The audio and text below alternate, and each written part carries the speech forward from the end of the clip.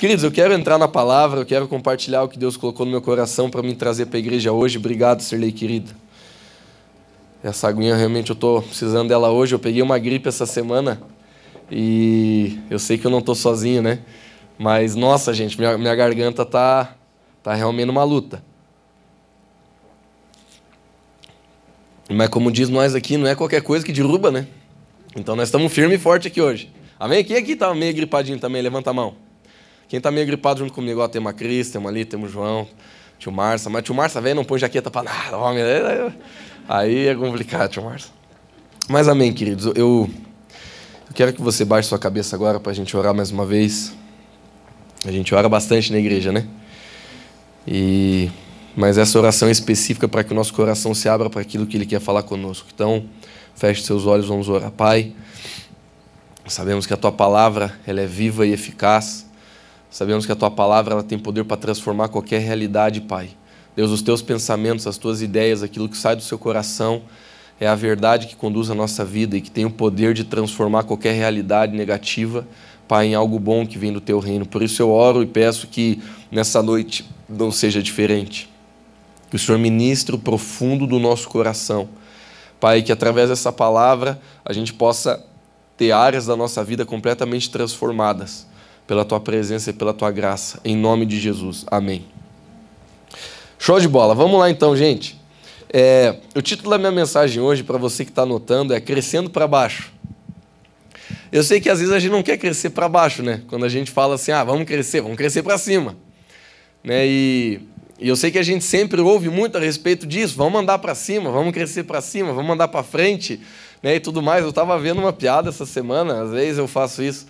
Às vezes lá no meu YouTube, no celular, ali, quando eu deito para dormir, eu vejo um videozinho ou outro para dar uma desestressada. E eu vi uma essa semana que o cara era punk rock. Ele chegou assim no Rio de Janeiro, numa praça, aí ele chegava por trás das pessoas e ele falava assim, olha para frente, rapaz, não olha para trás, não vai dar mal, não olha para trás. O cara ficou desesperado, né? Começava a tremer tudo, não, capaz, olha para frente. E ele continuava assim uns 30 segundos conversando com o cara, sabe? Dizendo, nossa, olhar para trás é ruim, se olhar para trás é ruim. Daqui a pouco o cara, não pode levar. Aí, de repente, ele abandonava assim a piada para dizer, é isso aí, cara, tem que olhar para frente na vida, não podemos olhar para trás. O cara ficava indignado, né? Ele pensava, cara, eu tô no Rio de Janeiro aí, tu faz uma sacanagem dessa aí.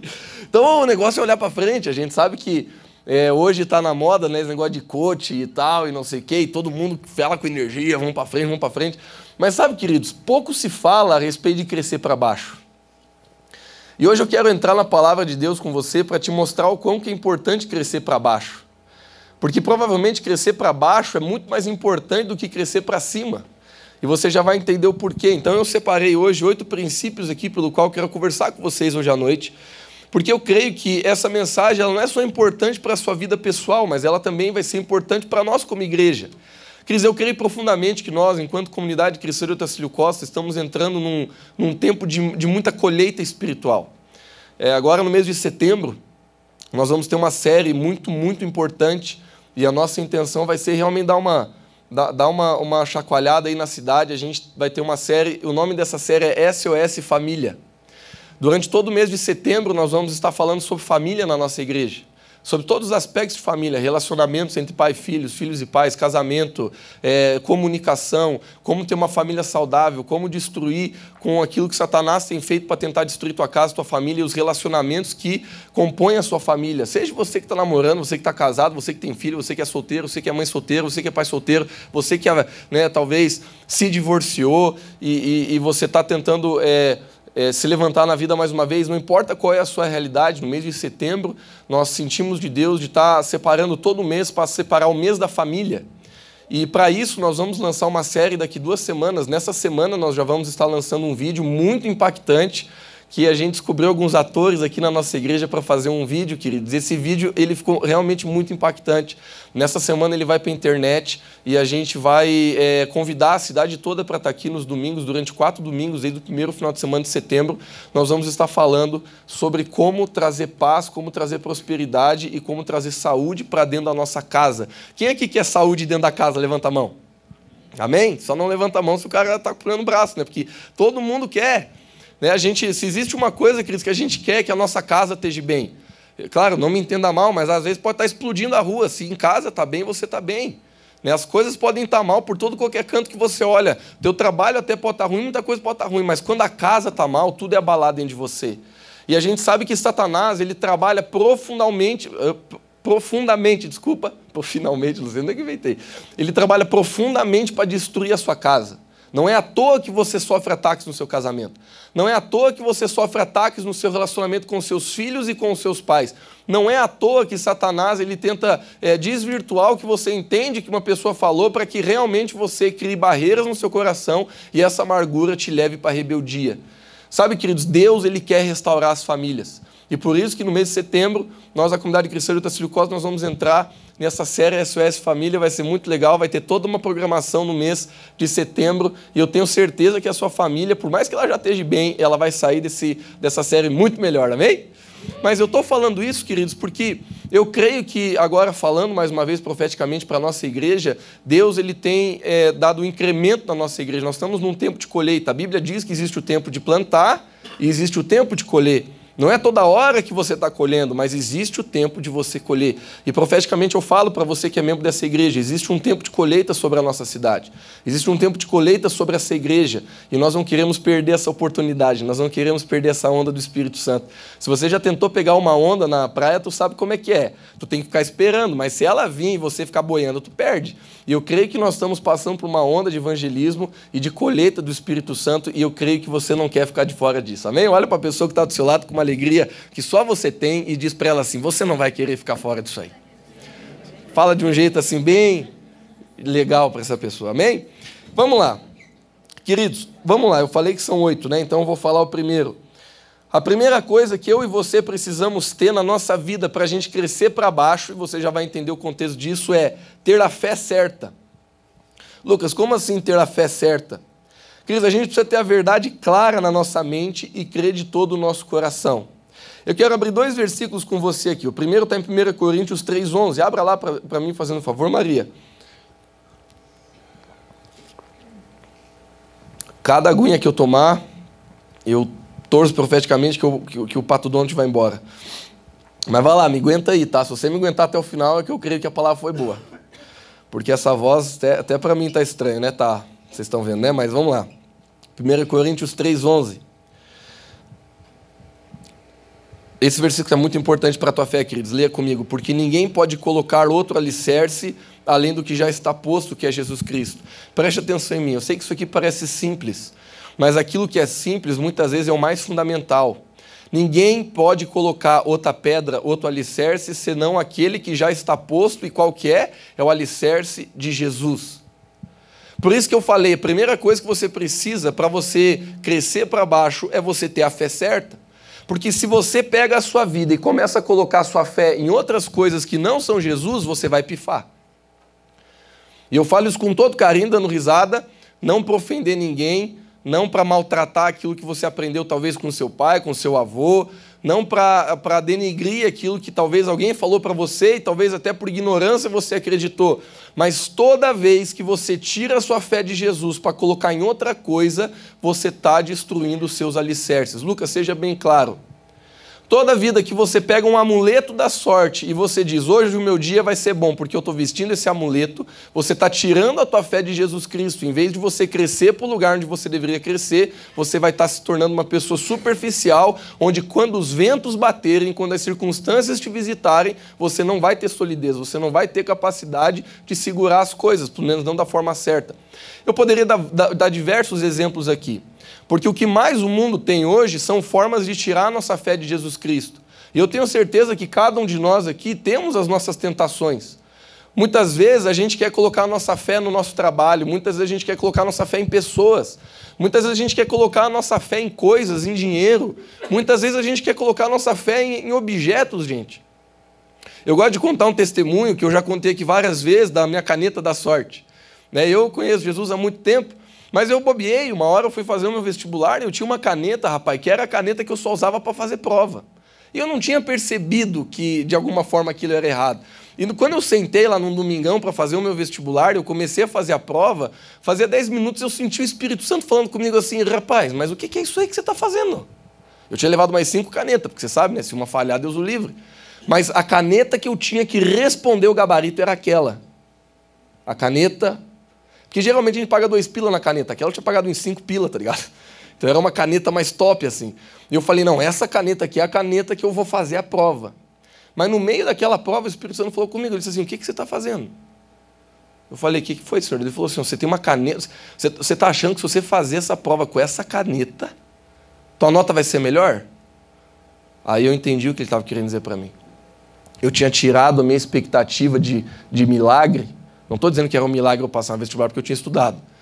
Né? Então, Deus abençoa quando a gente faz a nossa parte. Mas o que eu estou querendo dizer é que Deus me mostrou. E eu gosto de contar essa história, porque às vezes a gente acha que idolatria é você se ajoelhar diante de uma imagem. Claro que é, mas não é só.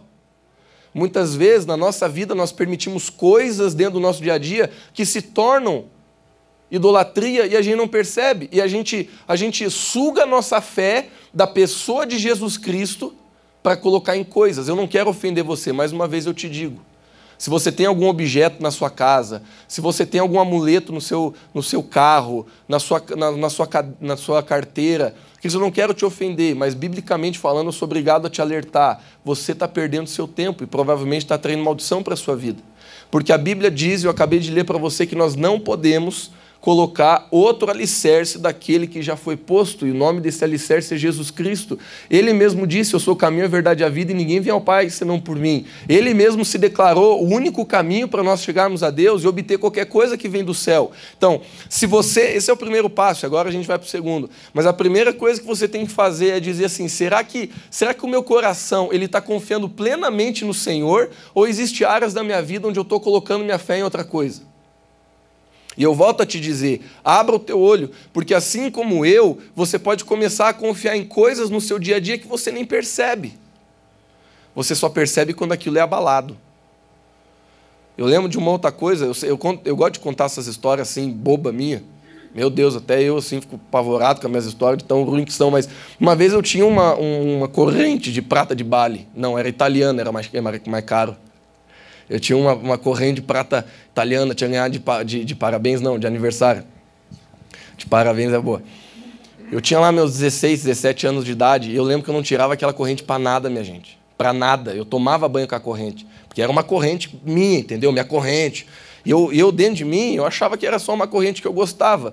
Até o dia que eu não lembro por que eu tirei ela, entrei no elevador, e quando eu estava descendo, eu senti que tinha alguma coisa errada, sabe? Quando eu vi, eu estava sem minha corrente. Aí me deu um ruim, eu pensei assim, não posso sair sem a corrente. De repente veio aquela vozinha do Espírito Santo de novo assim, hã? Aí na hora eu já entendi. Eu achava que se eu tivesse vestido aquela corrente, eu ia ser mais amado, eu ia entrar na panca mais na sala de aula, eu ia assim, eu ia ser mais valorizado. Eu achava que as pessoas iam me ouvir mais com aquela corrente. Quer dizer, cada coisa besta que a gente crê na vida. E não adianta você me olhar rindo, porque eu sei que você também já fez uma coisa semelhante. A gente é assim, a gente bota a nossa fé, a nossa expectativa em cada besteira. Que quando a gente começa a ouvir a palavra de Deus, a gente vê, meu Deus, mano, o que eu estava fazendo? Aquele dia eu falei assim, não vou voltar a pegar a corrente. Não vou. Minha carne queria, volta, que você é feio, você é a corrente. Eu falei, não. Eu posso ser feio, mas vou continuar sendo feio sem a corrente. Então, eu não voltei a pegar a corrente. Até hoje eu não usei mais aquela corrente. Eu pensei em fazer 1 mês de jejum da corrente. Mas aí eu perdi a corrente, nem sei onde está. Mas nunca mais precisei usar. Mas na minha vida foi uma corrente. O que é na sua? Na minha vida foi uma caneta. Caneta. No que é na sua? Entendeu? Então, onde está a nossa fé, queridos? Se a tua fé não estiver no lugar certo, nada na tua vida vai estar no lugar certo. E falando isso, agora eu quero ir para o próximo princípio. Vamos abrir em Salmo, capítulo 118, versículo 22.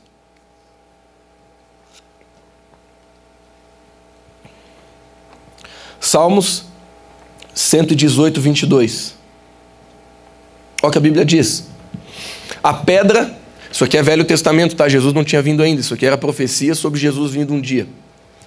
A pedra que os construtores rejeitaram tornou-se a pedra angular. Você sabe que Jesus foi rejeitado, tanto que ele até foi morto. Então, aqui o salmista está projetando o futuro, ele está profetizando, dizendo, existe uma pedra que os construtores vão rejeitar, mas essa pedra vai se tornar a principal. Cris, dentro da minha pesquisa hoje à tarde, preparando essa mensagem, eu achei um estudo muito interessante que eu quero ler para vocês, usando o termo pedra angular, porque a Bíblia ela fala desse termo, a pedra angular. A Bíblia chama Jesus de a pedra angular. Só que a engenharia mudou. A engenharia de hoje não é a mesma do passado. Então você precisa entender, naquela época, quando eles iam construir um prédio, uma casa, o que é a pedra angular. Por isso que eu quero ler para vocês rapidinho, olha só. A pedra angular era uma pedra fundamental utilizada nas antigas construções, caracterizada por ser a primeira a ser assentada na esquina do edifício, formando um ângulo reto entre as duas paredes. A partir da pedra angular, agora que eu quero que você preste bem atenção, a partir da pedra angular eram definidas as colocações das outras pedras, alinhando toda a construção. A pedra angular é o elemento essencial que dá existência àquilo que se chama de fundamento da construção. Então, atualmente, a pedra angular seria semelhante ao alicerce dos prédios de hoje, contemporâneos. Mas eu quero voltar a ler esse segundo parágrafo, que só eu vi que é o segundo, que diz assim, a partir da pedra angular eram definidas as colocações das outras pedras. Querido, não é só importante você entender os princípios, quando muitas vezes é importante você entender a ordem que eles se encaixam na sua vida. Por isso que eu comecei falando já da pedra angular, que é a pedra de Jesus. A primeira coisa que você faz na sua vida, se você quer realmente alinhar a sua vida, é você colocar Jesus como centro. Por quê? Porque se você fazer isso, você está estabelecendo a pedra angular. E tudo aquilo que você for construir na sua vida vai vir a partir dessa pedra. Assim como um construtor, quando ele ia construir uma casa, ele primeiro fazia essa esquina, porque aí ele podia ser referência para o resto da construção. Então, o segundo princípio que eu quero compartilhar com você é construa os seus alicerces. Sabe por quê? Porque alicerce é aquilo que produz estabilidade. Queridos, aquilo que faz um prédio resistir a um terremoto não é as paredes, não é o tijolo, não é nem o solo. Aquilo que faz um prédio resistir a terremoto são os alicerces daquele prédio. Quer ver? Vamos abrir em Gálatas, capítulo 6, versículo 9. Eu gosto muito desse versículo, porque ele fala a respeito de uma pessoa que está estável na sua fé.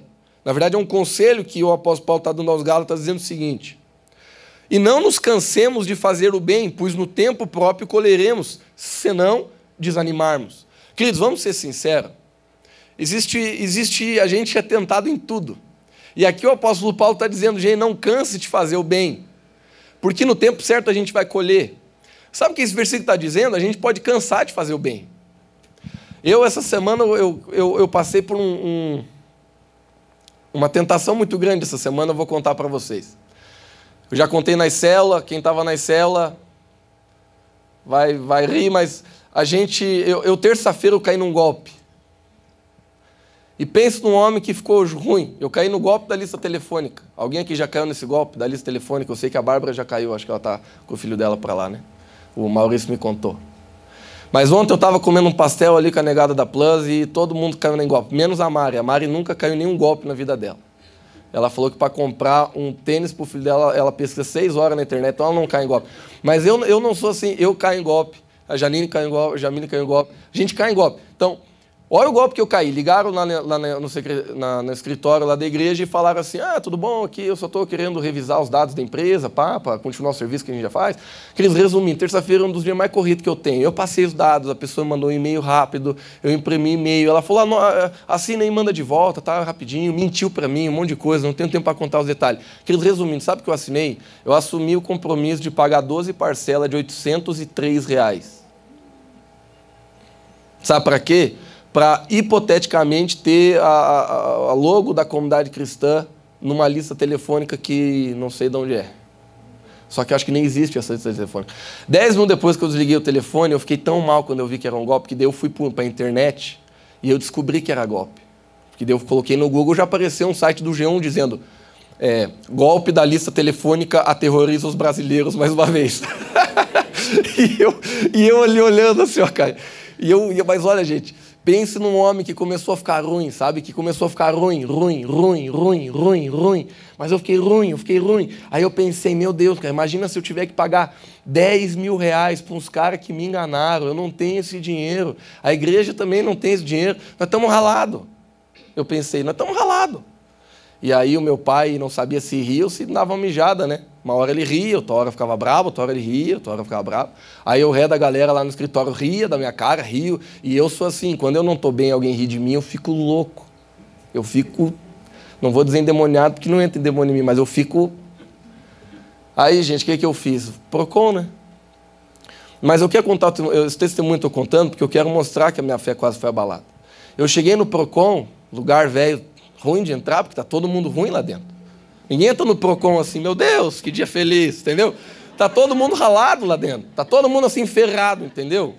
Todo mundo, eu fiz um negócio, não deu, um me enganou, está todo mundo mal-humorado dentro daquele negócio. E eu, né, não estava diferente. Entrei lá no Procon, peguei minha senha, sentei na cadeirinha, mas olha, se você quisesse ver um show detonado, era só tu passar no Procon às 5 horas da tarde essa semana.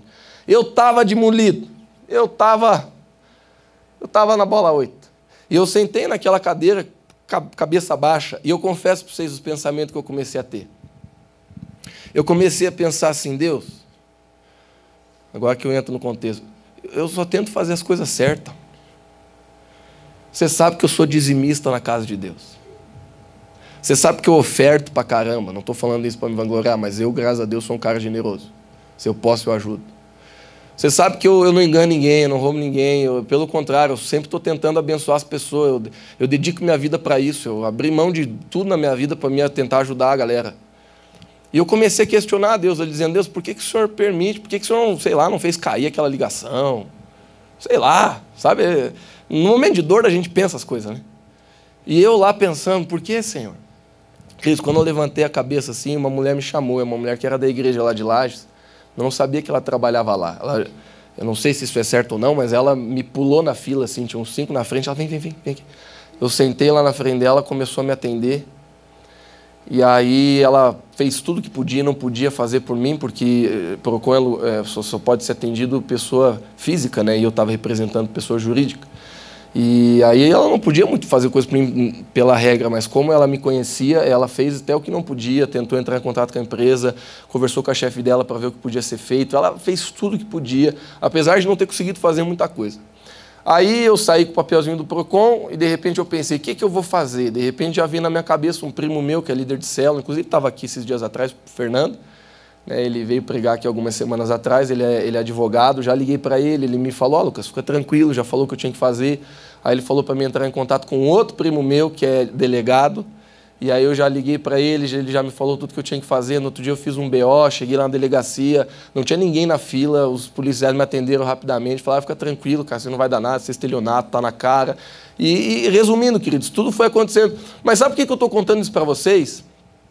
Porque dentro da minha dor e dentro da minha amargura, a minha fé foi abalada e eu comecei a perder as decisões fortes que eu tinha pelo cuidado de Deus na minha vida.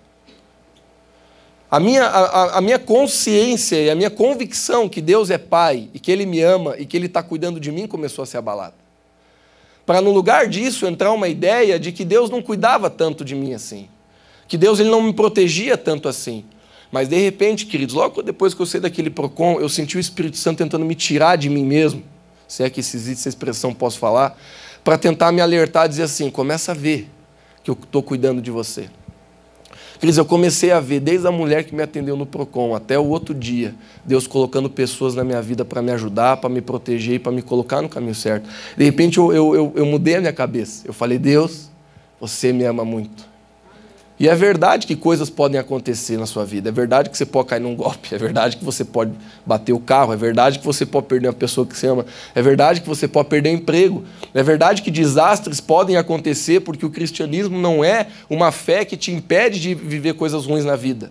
Mas o que a Bíblia diz, querido, é que a forma pelo qual nós vamos passar por essas coisas vai ser totalmente diferente. E no final delas a gente vai ver que tudo aquilo ainda vai voltar para o nosso bem. Eu sei que muitas vezes a gente não percebe, mas a gente cantou hoje. Na primeira música do louvor dessa noite, a gente falou, Deus, o Senhor faz tudo cooperar para o meu bem. E sabe, queridos, eu estou contando esse testemunho com humildade, porque literalmente eu senti minha fé ser abalada. Pense no homem que estava desanimado. Mas eu estava tão mal que eu tinha que dar um treinamento, terça-feira à noite lá em Lages, eu só fui pela graça. Eu fui, mas fui na capa da gaita, eu fui assim dizendo, Deus, O Senhor sabe que eu estou mal pra caramba, que eu não estou com vontade de pregar, que eu não estou com vontade de falar de amor, que eu não estou com... Eu estou querendo ficar quieto na minha, eu estou mal, eu fui enganado, eu estou com raiva. Mas, pouco a pouco, eu pude deixar com que a minha amargura se calasse e eu conseguisse, mais uma vez, ver o amor e o cuidado de Deus para a minha vida. Por isso que esse versículo é tão poderoso, queridos. Porque muitas vezes, você fazendo bem, ainda vai sofrer coisas ruins. E se você não tiver fé, se você não tiver perseverança, você pode desanimar, como o próprio apóstolo Paulo está dizendo aqui. A gente vai colher o fruto no tempo certo, pessoal, se a gente não desanimar. Bom, outro versículo que eu quero ler com vocês está em João, capítulo 6, versículo 66 até o 69. Vamos abrir lá. Eu gosto muito desse texto. Jesus, ele tinha... não é isso, tá? Mas é só para você entender. Jesus tinha uma galera com ele, tipo uma igreja. Era um povo que estava andando com ele. E Jesus, ele falou algumas coisas que muita gente não gostou, porque ele falou uns termos que eles não entenderam os termos de Jesus. Ele falou que a galera tinha que beber do sangue dele e comer da carne dele. Mas é claro que ele está falando de figura de linguagem. Mas o povo não entendeu e eles falaram, Jesus, isso é muito forte para nós. E eles começaram a sair. E aí olha o que a gente lê a partir do verso 66. Daquela hora em diante, muitos dos seus discípulos voltaram atrás e deixaram de segui-lo. Vamos ser bem, usar o português correto aqui? Os caras abandonaram a fé. Os caras abandonaram a fé deles, os caras largaram a fé. Os caras viram uma coisa que eles não gostaram, que foi difícil para eles de ouvir, que eles não entenderam, e literalmente o que eles fizeram foi, vou vazar, cara, vou sair dessa igreja, vou sair desse grupo aí, você está louco? Eles não entenderam o que Jesus quis dizer. Mas olha o que aconteceu. No versículo 67, Jesus pergunta para os seus discípulos, vocês também não querem vazar? Vocês também não querem abandonar a fé? Vocês também não querem sair da igreja? Vocês também não querem...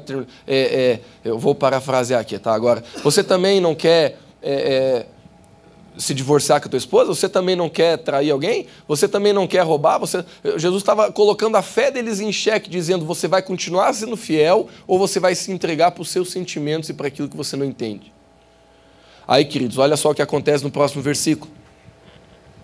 Pedro, velho, que era um homem muito legal, ó, apesar de que ele ser um cara assim, que a Bíblia dá a entender, de personalidade meio sanguínea, meio agitada, mas ele responde de vereda para Deus, dizendo assim, ó, para Jesus, Senhor, para onde que eu vou se só tu tens as palavras de vida eterna?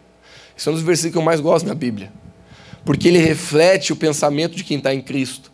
Mesmo um camarada não entendendo nada do que está acontecendo, que Pedro não falou assim, ó, não, eles não entenderam, mas eu entendi. Não, Pedro estava tão perdido quanto eles. Pedro ele estava tão lascado quanto eles, mas ele diz assim, Jesus, para onde é que eu vou? Eu já encontrei a pedra fundamental, já encontrei a pedra angular de onde eu tenho que colocar a minha vida. E não é porque eu não estou entendendo o que o Senhor falou agora, porque realmente sou estranho, que eu vou abandonar você. Querido, se nós não temos alicerce na nossa vida, qualquer coisa vai destruir tuas decisões. E eu falo para tudo, me ouça com carinho. Sabe o que é fé? Sabe como que você mede a sua fé? Depois que eu aprendi isso, me ajudou muito. Sabe como que você mede a sua fé? Porque eu tenho certeza que se eu perguntar para todos vocês assim, aí, você é uma pessoa de fé? Você vai dizer, opa, sou uma pessoa de muita fé. Mas sabe como que você mede sua fé de uma forma simples, fácil e rápida? Como é que está o nível das tuas decisões que você fez por Cristo? Elas estão mais fracas ou elas estão mais fortes? Deixa eu falar de algumas decisões, tá? Por exemplo, a decisão que você tem por Jesus, de viver para Deus e de fazer dele o Senhor e Salvador da sua vida e buscar a santidade na sua vida. Como que está essa decisão? Está cada dia mais forte? Ou hoje ela não está tão forte como ela foi no ano passado? Se você diz assim, Lucas, não, cara, olha, minha decisão nunca teve tão forte. Parabéns, a tua fé, ela está crescendo. Mas se você diz assim, Lucas, eu já tive muito mais forte, cara, a minha decisão, ela já teve muito mais bagual do que está hoje. Te digo que você está enfraquecendo sua fé. Como é que está seu casamento? A decisão que você teve quando você estava no altar, hoje, a tua decisão de estar com essa pessoa é mais forte ou menos forte? Porque é a mesma coisa que eu te digo, se a tua decisão hoje está menos forte do que um dia já foi, é porque você tem perdido a sua fé e o seu caráter dentro dessa decisão. Você pode pregar qualquer área da sua vida. A sua fé ela é definida pela qualidade pelo qual você mantém as tuas decisões. Se você está vendo as tuas decisões serem enfraquecidas, é porque o que está sendo enfraquecido é a sua fé. E eu sei que aquilo que enfraquece a fé é a circunstância. Por exemplo, eu terça-feira minha fé foi enfraquecida, depois eu dei o cavalinho de pau e voltei. Mas a minha fé foi enfraquecida por causa de uma circunstância. Eu levei um golpe de 10 conto. Então eu estava louco, eu estava pé da vida, eu estava amargurado, que se a pessoa estivesse na minha frente, eu tinha perdido o domínio próprio na hora. Ia precisar um irmão virar o meu domínio próprio e me segurar. Confesso para vocês, não sou de ferro. Muitas vezes a gente passa por circunstâncias nas nossas vidas, meu irmão, em que a nossa fé vai ser abalada. A pergunta é, tu vai ficar de pé? Tu vai aguentar? Tu vai suportar? Tu vai ser um homem de Deus? Você vai ser uma mulher de Deus? Você vai ser homem mesmo? Você vai ser maduro ou você vai ser uma criança? Você vai entender que as coisas não são do teu jeito para confiar em Deus? Ou você vai continuar que nem uma criança dizendo, Deus, mas não está do meu jeito, eu quero que o Senhor mude? Aqui o Pedro, ele estava sendo corajoso, ele estava dizendo, Deus, eu já estou vendo que a coisa... Jesus, já estou vendo que o Senhor não vai falar aquilo que a gente quer ouvir às vezes. Mas eu estou dentro. Eu estou dentro porque você é aquele que pode me levar para um lugar de vida.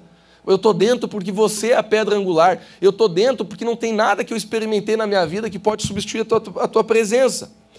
Lá em Romanos, capítulo 12, versículo 11 e 12, vamos abrir lá? Romanos 12, versículo 11 e 12. Se alguém puder trazer mais uma aguinha para mim, mais duas. Se tiver um copo maior, não estou brincando, é porque hoje a coisa está feia.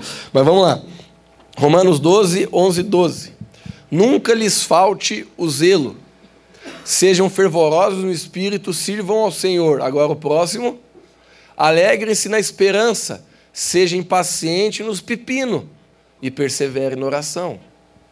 O que a Bíblia está dizendo? Gente, pepinedo vai vir comendo para cima de você.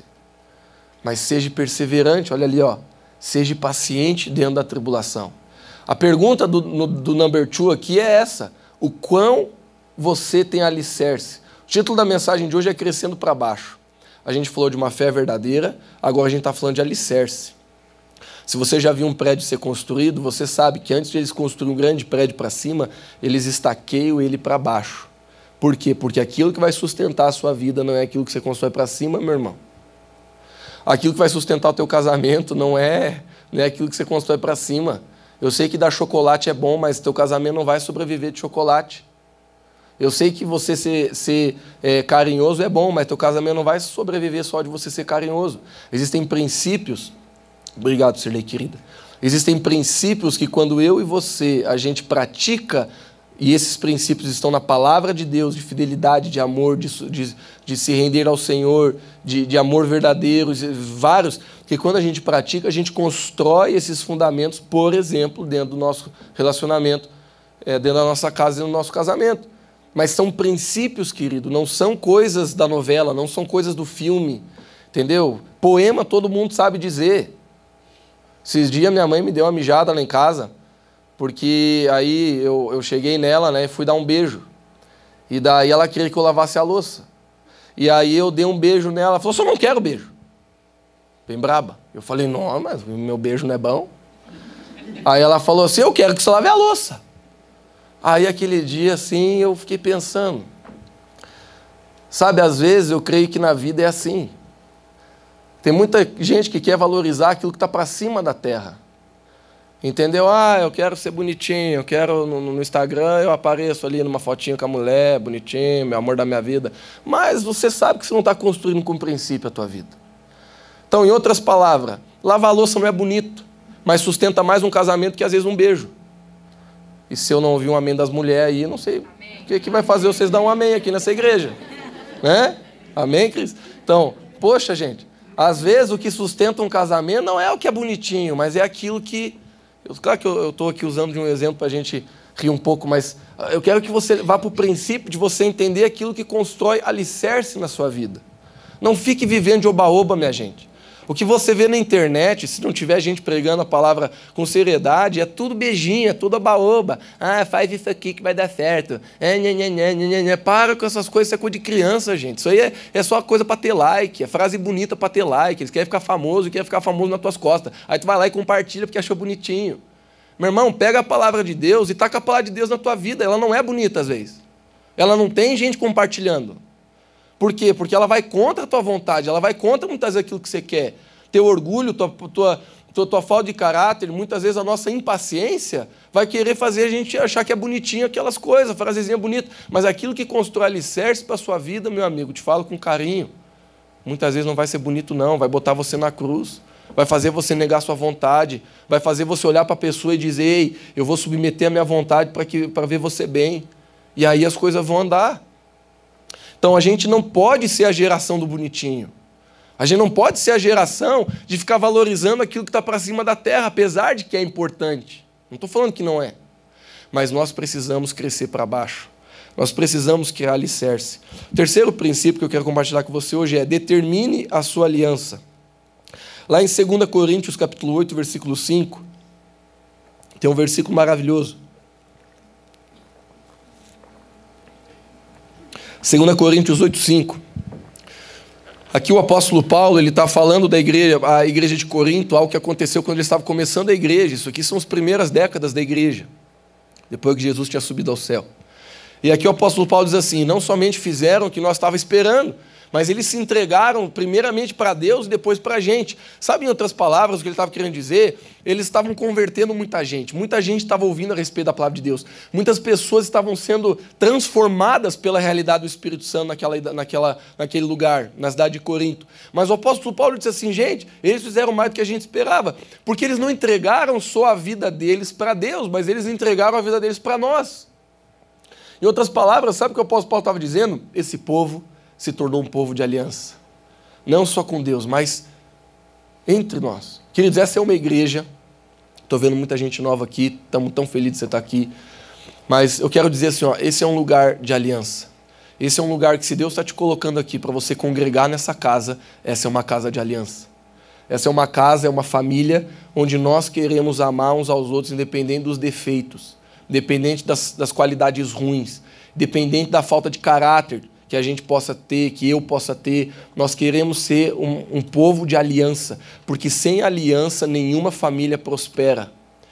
Você que é casado, tu sabe, o dia que você foi para o altar, as coisas podiam estar tudo bem, mas durante a vida muita coisa ruim acontece para tentar destruir tua aliança. Todas as alianças são assim. Eu quero falar de 3 palavras que eu creio que elas falam a respeito de aliança. Primeiro, prioridade, princípio e limite. Porque quando você tem aliança, você sabe qual que é a sua prioridade. Por exemplo, quem que é a sua prioridade número 1 na sua vida depois de Deus? Você que é casado, sua esposa, seu marido.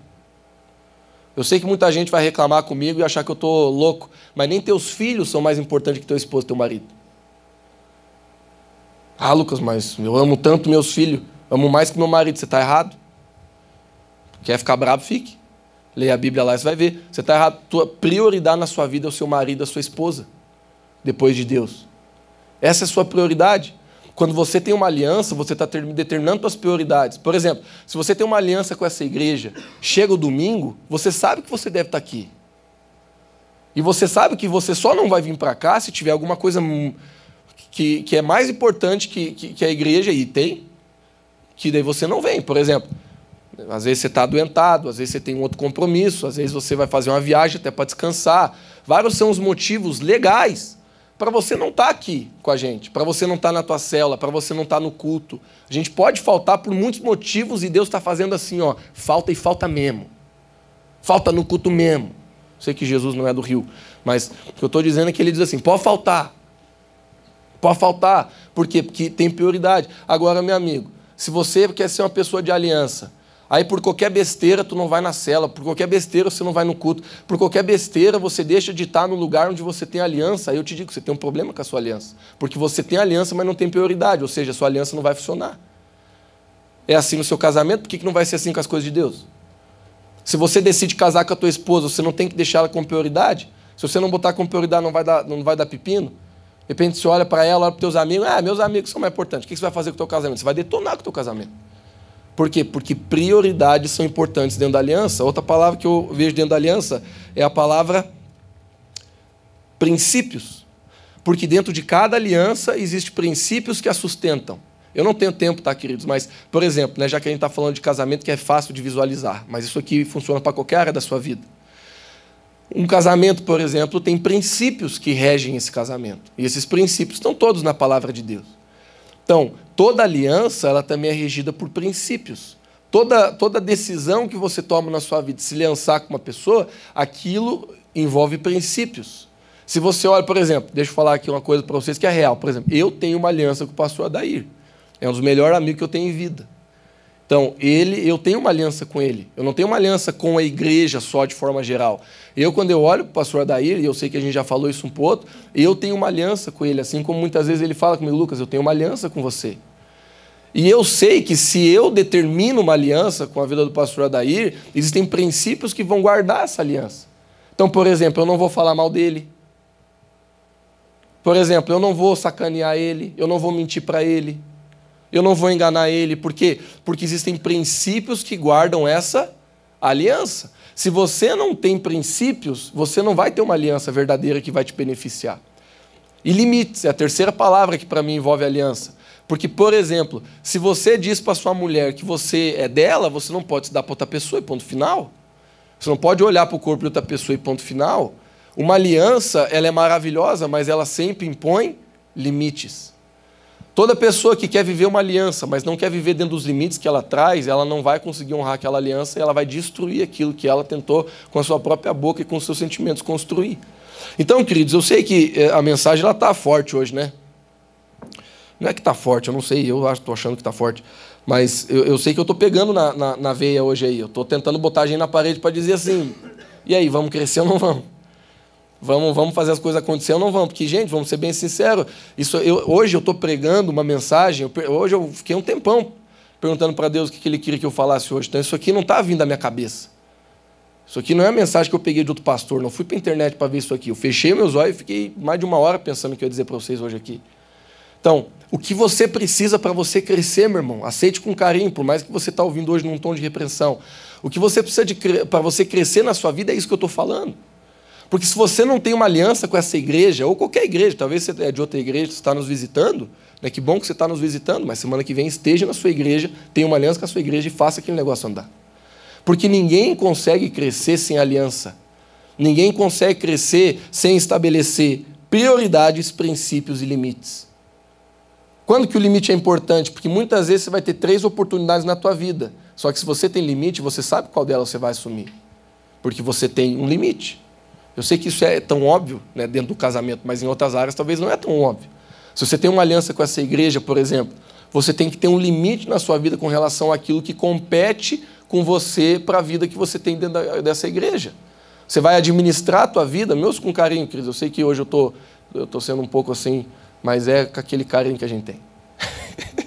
Então, se você está aqui dentro, administra a sua vida, organize a tua vida de tal forma que você possa estar aqui dentro.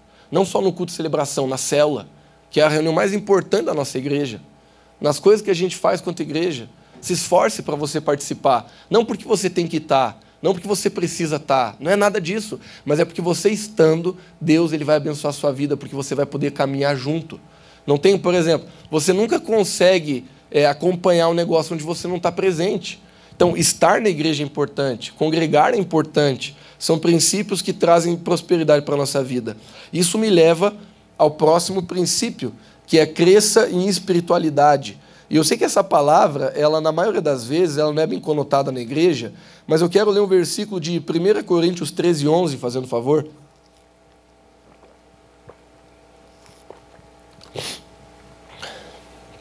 Primeiro Coríntios 13:11. Eu tenho que acabar a mensagem em 15 minutos no máximo, senão eu não vou ter mais voz. Então, estou lutando com a minha voz aqui para terminar de pregar. Olha só o que a Bíblia diz. Quando eu era menino, eu falava como menino, que o apóstolo Paulo está dizendo. Eu pensava como menino, eu raciocinava como menino. Quando me tornei homem, deixei das coisas de menino. Gente, vamos falar disso aqui em vários níveis, tá? Primeiro nível que eu quero falar, com aquele carinho total. Gente, se você se converteu, a gente tem que mudar. Sabe, se você está nessa igreja há um tempo, você sabe que a nossa igreja não é convencional. E quando eu falo a palavra convencional, eu estou falando em relação a talvez outras igrejas da nossa cidade e do nosso país. Quando você entra ali, você já vê uma mesa de sinuca na entrada. Então, sabe o que eu estou querendo dizer? A nossa igreja não é convencional. A nossa igreja não é tradicional. Nós queremos ser uma igreja bíblica que prega a palavra de Deus, que tudo aquilo que é pecado e aquilo que não é, não é. Não existe um ponto da palavra de Deus que nós queremos mudar, não existe um ponto da palavra de Deus que nós queremos transformar. Nós queremos viver o que essa Bíblia diz, nós queremos viver o que Jesus viveu, nós queremos ser o mais bíblico possível, e é isso que a gente trabalha arduamente para fazer ser realidade dentro dessa igreja. Então, o que eu vou falar agora, eu dei essa introdução para você entender o que eu vou dizer agora. Mesmo assim, mesmo nós sendo uma igreja que nós fugimos da religiosidade, e falando isso eu não estou criticando nenhuma igreja, eu só estou respondendo pela nossa e pelo aquilo que Deus tem falado para nós, mesmo nós querendo fugir da religiosidade dos rótulos, ainda assim o cristão tem uma linguagem. Vamos lá. Eu não cumprimento ninguém dizendo a paz do Senhor. Você pode cumprimentar, não tem problema nenhum, isso é uma cultura. A Bíblia não manda fazer isso. Jesus, em Lucas capítulo 10, ele enviou os 70, dizendo assim, ó, quando você entrar numa casa, diz paz seja essa casa. Mas ele não está falando de um cumprimento, ele está falando de um princípio de quando nós entramos dentro da casa, a gente pode estabelecer paz. É errado eu cumprimentar alguém dizendo paz do Senhor? Claro que não, é até legal. Eu não faço porque eu acho meio jeca. Mas você pode, entendeu? Se você quiser. A paz do Senhor, ótimo, pode cumprimentar. Então, eu prefiro levar a paz com a minha vida na casa das pessoas, mas não critico quem faz, tá? Me perdoe até se eu ofendi alguém. Mas o que eu estou querendo dizer, a gente não tem chavões a gente entende que tudo é no coração, é do coração para fora. Mas, queridos, agora que eu vou entrar no ponto, se a gente é crente, a gente tem que crescer. Cara, não pode que um crente faz 6 meses que está convertido e ainda fala palavrão. Não pode ser que um cristão faz 1 ano que está na igreja e ainda fala palavrão, cara. Ainda é raso nas coisas de Deus, não sabe orar. O apóstolo Paulo aqui está dizendo aí, quando eu era menino, eu falava com o menino. Como é que o menino fala? Fala tudo errado, fala o que quer, fala na emoção. Agora o apóstolo Paulo está dizendo assim, agora eu amadureci. Por isso que eu quero falar de espiritualidade, porque na maioria das vezes essa palavra ela é maldita dentro da igreja. Maldita, não maldita, é maldita, tá? Mal, outra palavra, dita. Então, muitas vezes essa palavra é mal interpretada. Bom, resolvi. Na igreja. Porque não, essa espiritualidade aí, eles tendem a juntar a palavra espiritualidade com religiosidade. Mas eu quero restaurar essa palavra espiritualidade dentro do teu conceito. Querido, a gente precisa ser espiritual. E ser espiritual não é você andar com a Bíblia debaixo do braço, com um terno, falando em línguas, ô mistério. Isso não é você ser espiritual, você falar mistério. Querido, ser espiritual, sabe o que é você ser espiritual? É você andar com a luz de Deus tão forte dentro de você que todo mundo quer ela. A Bíblia que eu leio não fazia as pessoas se afastarem de Jesus, as multidões corriam para Jesus. Então, eu sei que isso aqui pode ir contra o que você pensa, mas não tem problema, a gente está aqui para quebrar mesmo o argumento de religiosidade. Quando uma igreja ela começa a se parecer mais com Jesus, os pecadores começam a vir para a igreja. Não o contrário. Sabe quando que eu vou me preocupar? Quando a nossa igreja ser tão santa e tão espiritual que nenhum cara que não tem Jesus quer entrar aqui dentro. Aí eu vou começar a dizer, cara, nós estamos ralados. E por que você fala isso? Porque eu li na Bíblia. Jesus ele atraía multidões, pecador, cobrador de imposto. Cobrador de imposto subia em árvore para dizer assim, Jesus, estou aqui. E Jesus ele ia lá, entrava na casa do cara e transformava a casa do cara. Então, a graça que cresce dentro de nós não tem que ter uma máscara de religiosidade, ela tem que ter o poder do Espírito Santo dentro de nós, que alcança o mundo, amém? Mas agora eu quero equilibrar o que eu estou dizendo. Também não tem como a gente querer ficar só falando de coração e não ter uma linguagem cristã. Tem gente que às vezes eu converso, cara, a pessoa não tem linguagem cristã, o cara não lê a Bíblia, o cara não ora, não consegue orar. A gente fala para a pessoa fazer uma oração, ela não consegue, porque ela não tem espiritualidade, ela não tem a prática da oração diária, ela não tem a prática do devocional. Aí tudo na tua vida é raso, você vive na vergonha, você vive assim sabe, raso, a vida inteira raso. Queridos, nós precisamos nos aprofundar. Eu não sei se eu estou conseguindo ser claro no que eu estou querendo dizer, mas o que eu estou falando é, espiritualidade não é aquilo que a gente aparenta, mas existe uma certa forma de vida que mostra maturidade. E eu falei tudo isso, até de uma forma um pouco diferente da que você está acostumado a ouvir, para você saber separar uma coisa da outra do jeito que eu estou tentando te ensinar. Entendeu? Nós não queremos ter aparência. Não é isso que a gente quer valorizar, a aparência. Mas nós precisamos, em algumas coisas, manifestar a aparência. E agora que eu volto a dizer, muitas vezes a gente é cristão, mas a gente não consegue ter uma linguagem do reino. Muitas vezes a gente é cristão, mas a gente sempre assim está naquele lugar tão raso, que qualquer coisa muda a nossa ideia, qualquer coisa muda a nossa fala, sabe? A gente não amadurece, a gente não cresce, a gente não desenvolve espiritualidade e maturidade. Por isso que o apóstolo Paulo disse, eu falava como menino, meu jeito de falar mudou. Eu pensava como menino, eu raciocinava como menino. Ou seja, os valores dele estão mudando. A forma de ele ver as coisas estão mudando. Isso é o caminho de maturidade. O quinto princípio é busque o amadurecimento.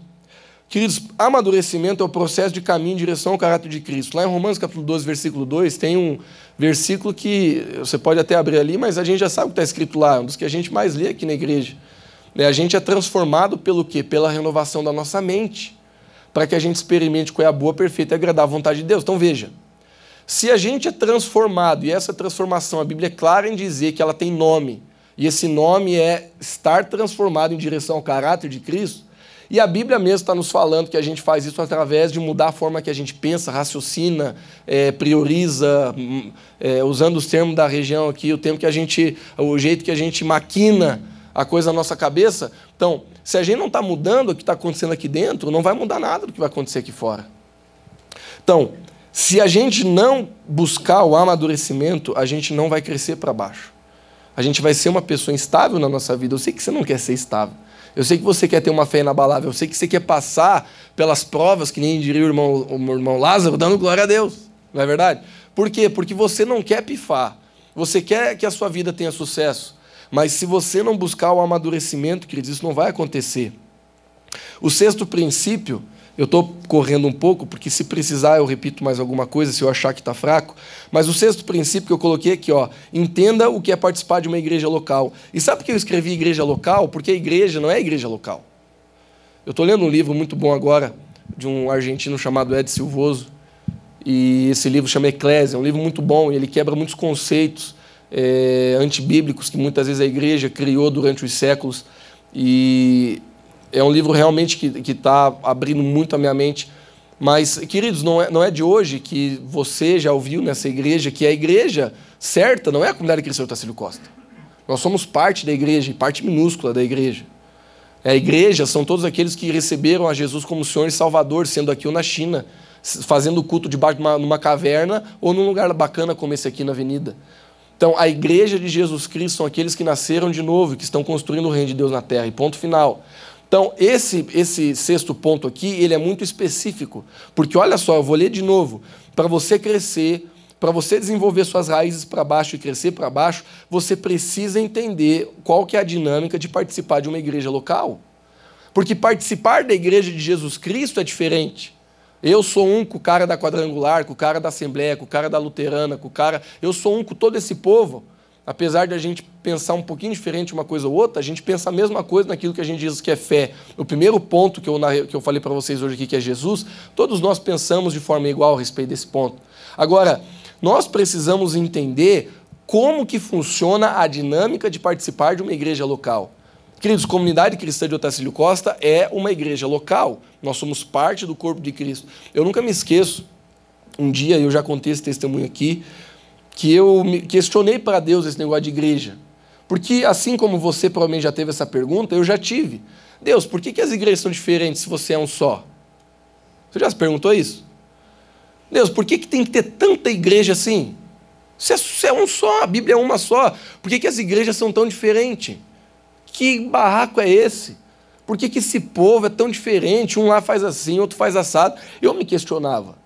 Um dia eu estava tomando banho, e eu perguntei isso para Deus, eu falei, ó o meu argumento, eu falei assim, Deus, se não tem igreja, porta de igreja, se não tem quadrangular, se não tem assembleia, se não tem comunidade cristã de Otacílio Costa no céu, por que tem que ter na terra? Aí a resposta de Deus, eu não sei se... Você sabe que Deus fala com você do jeito que você fala com você às vezes, né?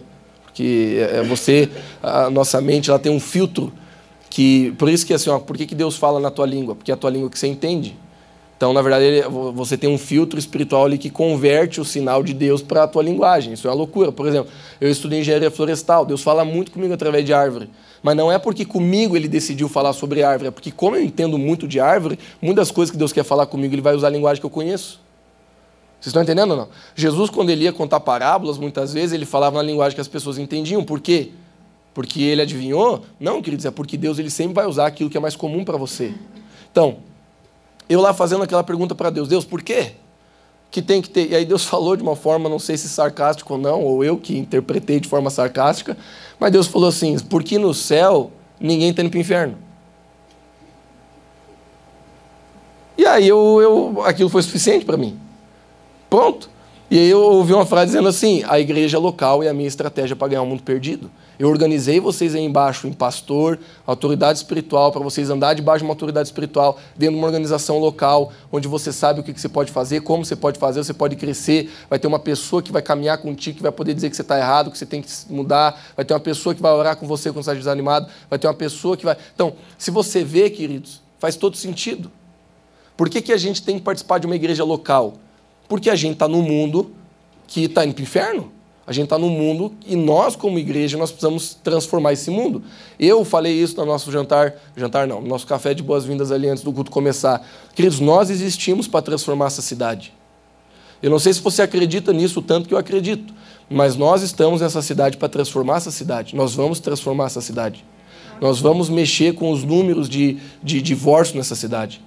Nós vamos mexer com os números de pessoas se matando, homicídio, suicídio. Nós vamos mexer com o número da depressão nessa cidade. Nós vamos mexer com o número da pobreza nessa cidade. Eu sei que hoje a gente ainda é pequeno em algumas coisas, mas a nossa oração ela é muito grande, a nossa convicção é maior ainda. E isso eu digo para você, você está dentro dessa igreja, sabe que você está aqui para transformar essa cidade, não para ficar sugando esse lugar.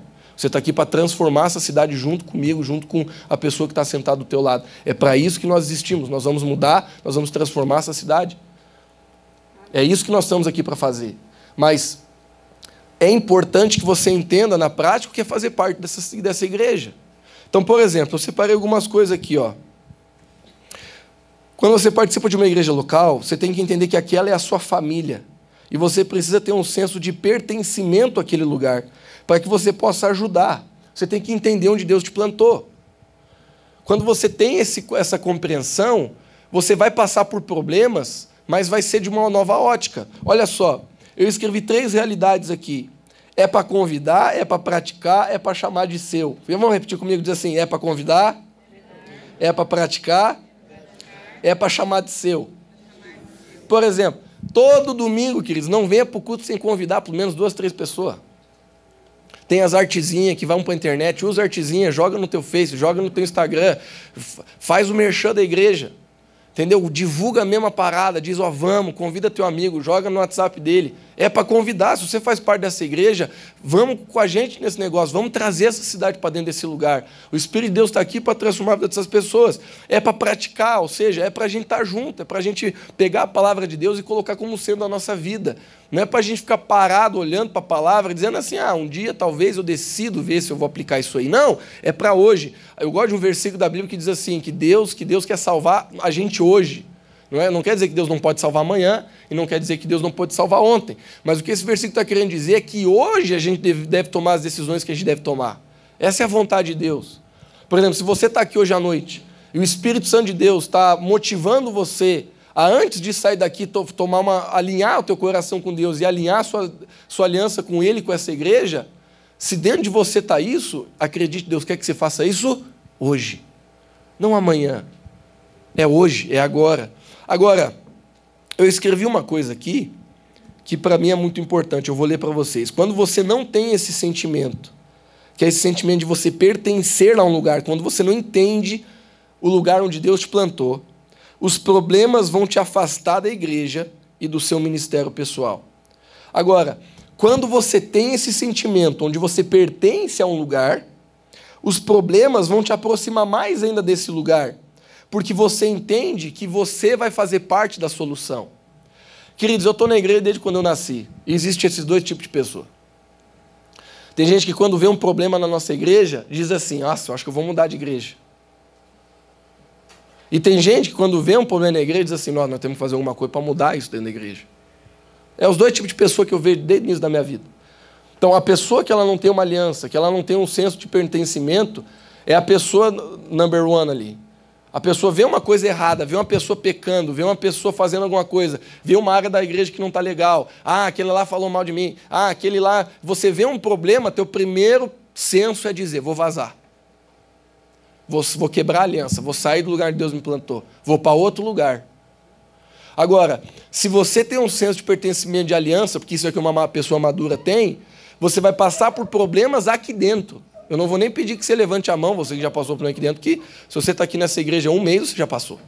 Então, se você está dentro dessa igreja, você vai passar por circunstâncias aqui dentro, meu irmão.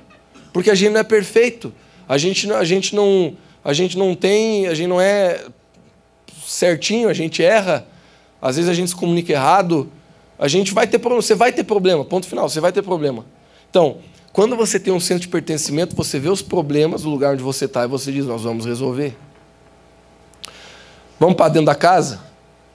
Por exemplo, se você está dentro da sua casa, mas você não tem um senso de pertencimento e aliança à sua casa, você que é filho, começa a fechar o pau com teus pais, você pensa em fugir de casa. Você que é esposa, começa a fechar o pau com o marido, você pensa no divórcio. Você que é marido e você começa a ver tua esposa de um jeito que você não via mais, você vai dizer, não, vou vazar. Por quê? Porque esse é o pensamento imaturo. Em vez de ele tentar resolver o que está errado, em vez de ele tentar consertar o cano que quebrou, ele quer achar uma casa que tem um cano novo. Só que o problema é que toda casa quebra o cano. Esses dias eu estava conversando com uma pessoa que ela estava me contando a história dela, de como foi difícil. Ela foi abandonada pelo marido e com outra mulher. Foi muito difícil viver aquilo para ela, e ela contou a história de como o marido dela se ralou com a outra mulher. Porque no início achou que o cano não quebrava, mas o cano sempre quebra. Todo cano quebra. Eu sei que a frase ela é estranha, mas eu tenho certeza que vai ministrar muita gente. Olha para a pessoa que está usando e diz assim, todo cano quebra. Fala. Então, sabe, é feliz quem aprende a consertar o cano, não trocar de cano. Na nossa vida, meus irmãos, você vai crescer e você vai alcançar coisas na sua vida que valem a pena quando você aprende a lutar pelo aquilo que Deus te deu, ao invés de desistir. E isso eu falo do seu casamento, eu falo da sua igreja, eu falo dos teus filhos, eu falo talvez dos teus negócios, da tua empresa, das tuas amizades. Eu estou falando daquilo que você quiser falar, daquilo que você quiser ver. Enquanto eu e você não adquirir maturidade para dizer, Deus, o cano velho está rachado, mas você vai dizer, o que eu posso fazer para consertar? O que eu posso fazer para mudar essa realidade? O que eu posso fazer para a minha igreja melhorar? O que eu posso fazer para a minha célula melhorar? O que eu posso fazer para o meu discipulado melhorar? O que eu posso fazer para que a nossa reunião de oração melhore? O que eu posso fazer para que o nosso culto melhore? O que eu posso fazer para que o nosso louvor melhore? O que eu posso fazer para que o nosso ministério de ação social melhore? O que eu posso fazer para que a nossa igreja possa alcançar mais pessoas na cidade? O que eu posso fazer? Se você não tem essa pergunta dentro de você, é porque você ainda não entendeu o que é pertencer a uma igreja local. Bom, eu estou acabando já, eu quero finalizar falando só duas coisas, que são referentes a esse sexto princípio. Primeiro tenha noção de compromisso. E eu quis deixar isso aqui fora do sexto ponto, apesar de poder ter colocado nele, porque eu quero atentar você para uma palavra, que é a palavra responsabilidade. Então, queridos, veja, eu tenho certeza que você vai concordar comigo. Todo compromisso que você assume na sua vida, ele tem um peso de responsabilidade. Todo. Absolutamente todo. Você pode pegar qualquer coisa, seja no trabalho, seja na igreja, seja no casamento, seja com teus filhos. Qualquer compromisso, ele traz uma demanda de responsabilidade. A gente está num mundo em que as pessoas elas querem os benefícios de um compromisso, mas não querem pagar o preço da responsabilidade. Vamos botar isso aqui em linha clara? A pessoa quer fazer parte de uma igreja, mas não quer ser responsável pelo que a igreja está pedindo para ela, está demandando dela. Por exemplo, você quer fazer parte dessa igreja, querido, você é muito bem-vindo aqui, mas nós somos uma igreja que nós queremos transformar essa cidade. Então não é legal, por exemplo, você congregar aqui dentro se você não quer mudar a sua vida, se você não quer fazer parte da visão dessa igreja, se você não quer fazer parte do trilho de crescimento dessa igreja. Ó, a gente tem um trilho de crescimento bem simplesinho, que vem me filma aqui para você ver. Quando uma pessoa recebe Jesus, a primeira coisa que a gente convida a pessoa para participar é de uma célula. Então, se você está aqui, você ainda não participa de uma célula, rapaz, você está perdendo uma coisa maravilhosa na sua vida. A gente tem 5 células na nossa igreja hoje, 2 de jovens, 2 de mulheres e 1 de homens. Venha na célula, eu sei que muitos trabalham, não pode vir, mas se você pode, não deixe de participar de uma célula. Essa é a primeira responsabilidade, ó, presta atenção. Essa é a primeira responsabilidade que você tem aqui dentro, participar de uma célula.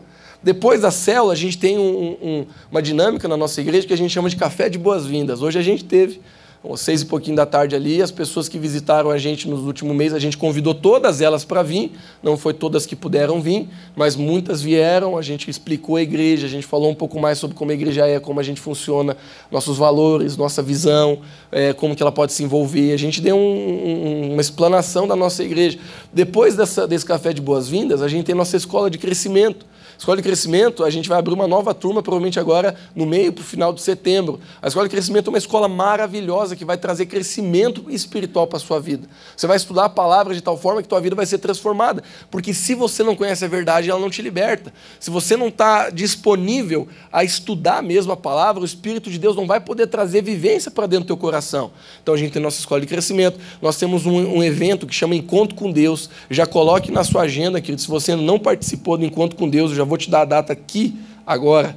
Eu só vou pegar aqui meu celular porque eu posso errar. Ó, o Encontro com Deus das Mulheres vai ser dia 1, 2 e 3 de novembro. E o dos homens, 8, 9 e 10 de novembro. Se você ainda não foi nesse encontro, meu Deus, tenta separar esses 3 dias para você ir, vai mudar completamente a sua vida. É o melhor evento que a gente tem na igreja, um evento de 3 dias, que a gente chama Encontro com Deus, que a tua vida é inteiramente transformada pelo impacto que você recebe de Deus na sua vida nesse retiro. É maravilhoso. Você pode perguntar para pessoas da nossa igreja aqui, quem já fez Encontro com Deus? Levanta bem a tua mão, pessoal, ver.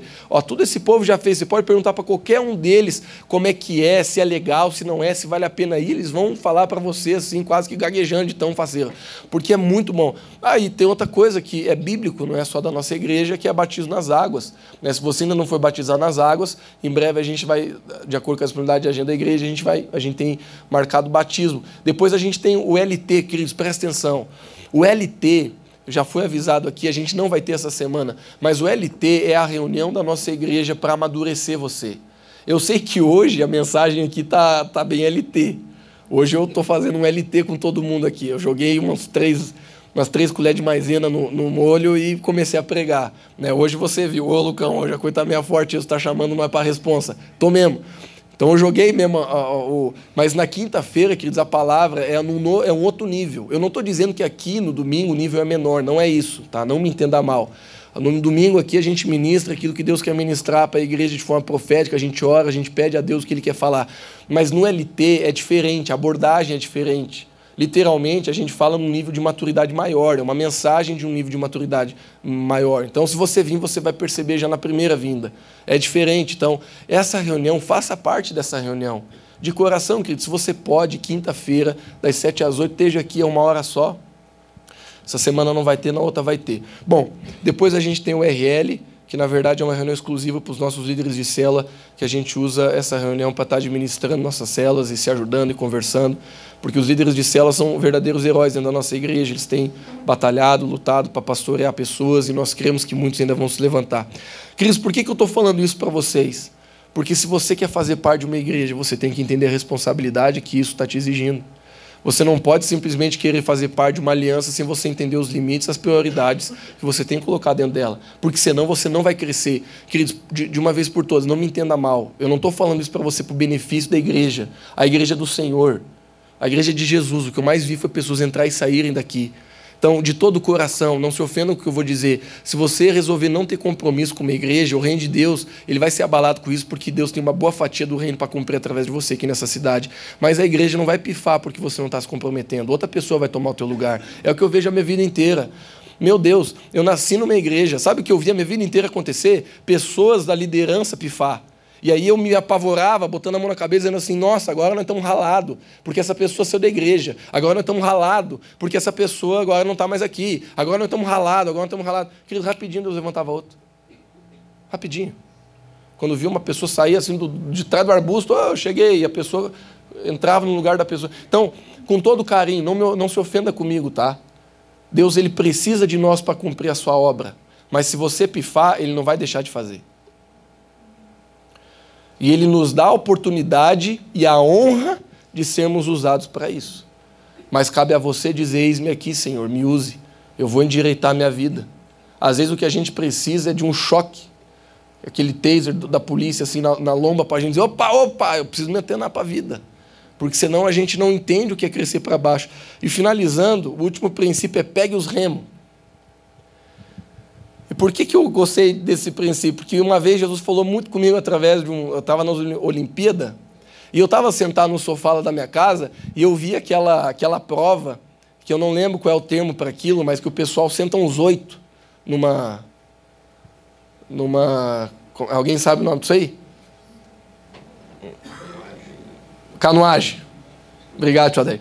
Na prova de canoagem. E dentro daquele barquinho, cabiam uns 8, 10 mais ou menos. E eu fiquei maravilhado, cara, sentado vendo aquilo lá. Porque todos eles davam remada na mesma hora. Parecia tudo uns robozinhos assim, ligados um no outro. Pá, pá, pá. E eu fiquei olhando, enquanto eu olhava aquela prova, Jesus começou a falar comigo. Ele disse assim, Lucas, é assim que eu queria que a igreja fosse. E eu comecei a conversar com Deus usando aquela canoagem, foi tão legal, porque eu olhei para aquela canoagem, aí acabava, começava outra prova, e eu olhava assim, que se tinha 10 pessoas no barco, as 10 estavam com a mão no remo. Não tinha uma largando o remo.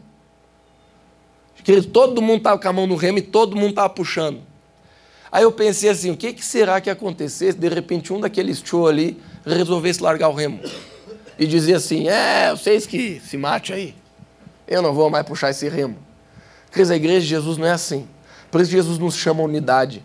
Porque não basta eu estar me matando, não basta o Marciano estar se matando, não basta a Graça estar se matando. Todo mundo tem que pegar o remo. E eu falo com todo carinho para você, eu sei que nós temos pessoas de vários níveis de maturidade, de tempo com Deus aqui. O que a gente pede de você não é a mesma coisa que a gente pede para quem está aqui já há muito tempo. Jesus, ele diz isso, a gente cobra de acordo com o nível de maturidade. Mas eu quero te falar uma coisa com carinho. Você precisa estar disposto a pegar o remo. Porque se você não está disposto a pegar o remo, você é um peso no barco. E eu não estou dizendo para você sair da igreja. O que eu estou falando é, mude a sua mentalidade para que Deus, ele te abençoe, ele te ajude a te mostrar qual é o que você pode contribuir. Porque a igreja é um lugar de contribuição, não é um lugar onde a gente suga. É um lugar de contribuição, é um lugar de a gente estar num lugar para dizer, Deus, o que o Senhor quer fazer através da minha vida aqui? Eu sou tão abençoado aqui, o Senhor ministra tanto minha vida aqui, o Senhor mexe tanto comigo aqui, eu sou tão abençoado, então o que eu posso fazer? Qual é o remo que eu posso pegar para que literalmente essa igreja ela cresça, a gente desenvolva mais a nossa fé? Então, esses são os 8 princípios que eu queria compartilhar com você. Eu sei que a mensagem hoje foi forte, e foi mais forte ainda com essa voz, né? Porque já não bastava a mensagem ser forte, ainda tem o Pato Donald falando com vocês hoje. Né? Então, eu espero, queridos, que hoje a mensagem ela não é aquela que muita gente vai dar like. A mensagem hoje não é a mensagem que talvez você está saindo aqui dizendo assim, nossa, mas essa mensagem aí foi o poder. Que top da mensagem. Talvez não. Talvez você saia daqui assim, dizendo, hoje esse culto velho foi meio forte. Mas, querido, deixa eu te dizer com todo o meu carinho, é isso aqui que vai fazer você crescer. São esses princípios que eu compartilhei com essa voz aqui de Pato Donald que vão fazer você crescer, que vão fazer a sua vida ir para outro nível, que vão fazer o seu casamento, sua família, seus filhos, sua vida financeira, sua espiritualidade, sua vida com Deus, seu ministério pessoal. São esses princípios que vão transformar a sua vida. É crescendo para baixo que Deus ele pode fazer você crescer para cima. Vamos aproveitar que as crianças estão quase se matando e ficar de pé?